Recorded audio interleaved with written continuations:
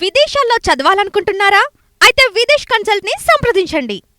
దేశంలో రోజు రోజుకు నిరుద్యోగం పెరుగుతోంది. కేంద్ర రాష్ట్ర ప్రభుత్వాలు నిరుద్యోగాన్ని తగ్గించుకునేందుకు చర్యలు తీసుకుంటున్నా నిరుద్యోగం మాత్రం తగ్గడం లేదు. ఏటా గ్రాడ్యుయేట్ల సంఖ్య పెరుగుతూ ఉండడం, ఆ స్థాయిలో ఉద్యోగాల కల్పన లేకపోవడంతో పరిస్థితి తీవ్ర రూపం దాల్చుతోంది. అందుకే ఏ చిన్నపాటి నోటిఫికేషన్ వెలువడినా లక్షల్లో పోటీ కనిపిస్తోంది. స్వీపర్ నుంచి సూపర్వైజర్ వరకు ఏ ఉద్యోగానికైనా లక్షలాది దరఖాస్తులు వచ్చి పడుతున్నాయి. తాజాగా ఇలాంటి పరిస్థితి హర్యానా రాష్ట్రంలో కనిపించింది. హర్యానా ప్రభుత్వ శాఖలు, కార్పొరేషన్లు, బోర్డర్లు, పౌర సంస్థల కార్యాలయాలను శుభ్రం చేయడానికి స్వీపర్ ఉద్యోగాల కోసం దరఖాస్తులు ఆహ్వానించింది. అయితే ఎన్ని పోస్టులు అనేది ఎక్కడా పేర్కొనలేదు. ఈ పోస్టుకు ఎంపికైన వారు బహిరంగ ప్రదేశాల్లో రోడ్లు, భవనాల నుంచి చెత్తను శుభ్రం చేయడం, తొలగించడం వంటివి చేయాల్సి ఉంటుంది. అయితే సాధారణంగా ఇలాంటి పోస్టులకు నిరక్షరాస్యులు లేదంటే 10 లోపు చదివిన వారు దరఖాస్తులు చేసుకుంటూ ఉంటారో అనుకుంటాం.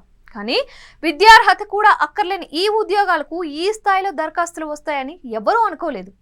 ఆశ్చర్యకరంగా ఈ పోస్టుల కోసం 46,000 మంది పోస్ట్ గ్రాడ్యుయేట్లు, 6,000 మంది గ్రాడ్యుయేట్లు, 12వ తరగతి వరకు చదివిన వాళ్ళు 1.2 లక్షల మంది వీరితో పాటు ఇతర దరఖాస్తులు చేసుకున్నారు. వీరంతా స్వీపర్ ఉద్యోగం చేయడానికి ఈ దరఖాస్తులు చేసుకోవడం చూస్తుంటే దేశంలో నిరుద్యోగుల పరిస్థితి ఎలా ఉందో అర్థం చేసుకోవచ్చు. బిజినెస్ స్టడీస్లో డిప్లొమాతో పోస్ట్ గ్రాడ్యుయేషన్ అయిన మనీష్ కుమార్, క్వాలిఫైడ్ టీచర్ అయిన అతని భార్య రూపా కూడా దరఖాస్తు చేసుకోవడం గమనార్హం.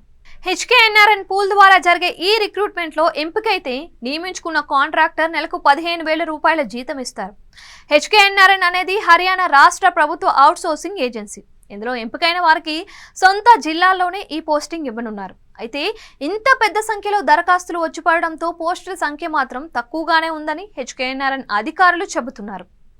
అయితే ఈ ఉద్యోగాలకు ఇంత డిమాండ్ ఎందుకా అని ఆరా తీస్తే ఇప్పుడు స్వీపర్గా చేరిన భవిష్యత్తులో ఆ ఉద్యోగం పర్మనెంట్ అవుతుందని నిరుద్యోగులు ఆస్తూ ఉన్నారంట. మరికొందరైతే ఆర్థిక సమస్యలు, నిరుద్యోగం నుంచి బయటపడతామని భావిస్తున్నారంట. ఈ వార్త ఇప్పుడు సోషల్ మీడియాలో వైరల్ కావడంతో దేశంలో నిరుద్యోగ తీవ్రతకు అద్దం పట్టే ఘటన ఇదని అభిప్రాయపడుతున్నారు.